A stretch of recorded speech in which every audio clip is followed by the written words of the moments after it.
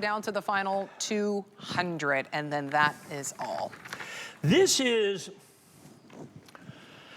I think, has started to become one of my favorite modern United States coins. So once again, the United States government really wants us to use a dollar coin instead of dollar, and they've tried. So they got Sacagawea golden dollars, you got the presidential dollars, you got the American innovation dollars, you got all this stuff. We'll have none of it until they just stop making dollar bills. We're going to use dollar coins. It's just the way that it is. I wished it wasn't the case, but it is.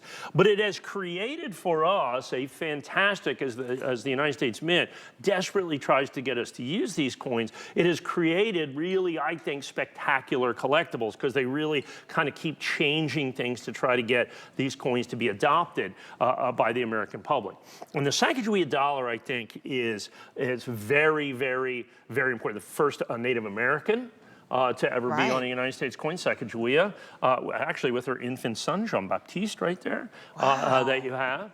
She led Lewis and Clark. If it wouldn't have been for her, it wouldn't have been the Lewis and Clark expedition. It would have been just a couple of guys that got lost in the wilderness.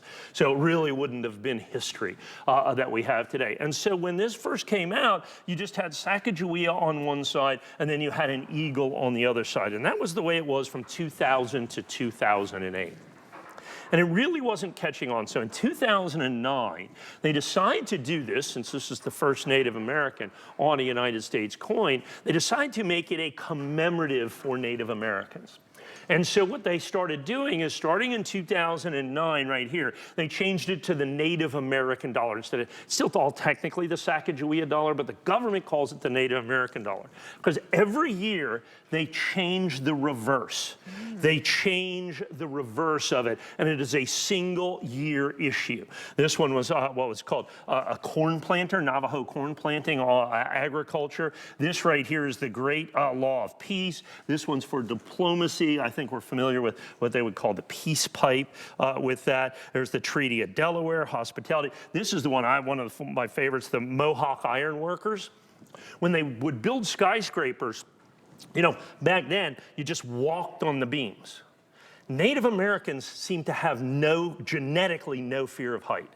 So the vast majority of high iron workers were Native Americans, because they would walk those beams 500 feet up in the air, absolutely no problem. So they didn't get that. They didn't have the vertigo. They didn't have the fear of heights. And so the Mohawk ironwork, and then next to that, of course, was the code talkers, which is absolutely spectacular. During World War II, they were instrumental in our victory, because one of the things you need to do is give instructions or orders, and you have to code them so that the enemy doesn't understand it. And so, you know, Germany worked on this thing, you know, the Enigma machine, to try to make all their codes unbreakable. We didn't need any of that. All we needed was a Navajo on one end and a Navajo on the other end. Unless you're a native Navajo speaker, it comes from no other language.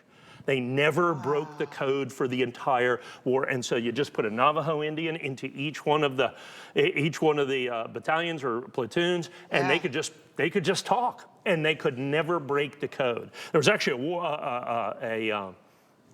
there's a movie on code talkers. It was spectacular. And then you have Jim Thorpe, the space program, military service, and then the last one right here, which I absolutely love. There's also a concurrent quarter with that, Maria Tallchief. She was a Native American from Oklahoma. The first principal ballerina of the United States was Maria Tallchief. She primarily performed in Europe for decades. She was truly, truly, truly an amazing American that you have there. But that's what you have. You have this incredible piece of history. Now, here's the problem. Since basically 2006, the United States government does not release these into circulation. They only come in like bags and rolls, so you will never see this incredible mosaic of history unless you either buy the bags or the rolls, which makes these $50 or $100 a piece. So now you have the other coins to do that, which is what I do with some of them. And then I actually spend coins that aren't, I spend, you know, they cost from the government well more than $1. But I put them into circulation just so it'll interest folks. And so you have this entire, all these limited, never released to the general public series. And you've got every one of these from the year 2000 through 2023. As you see here, the first 24 years of the Sacagawea golden dollar. Yet again, in the custom box that you have right here, the steel case presentation box, 24 of these, so $20. So you have $50 $2 worth of packaging that you have with that. Basically, you're, $4 a coin, $4 or $5 a coin is all they are. Every coin brilliant uncirculated, every coin a sold out limited edition, every coin, this incredible piece of American history. Wow.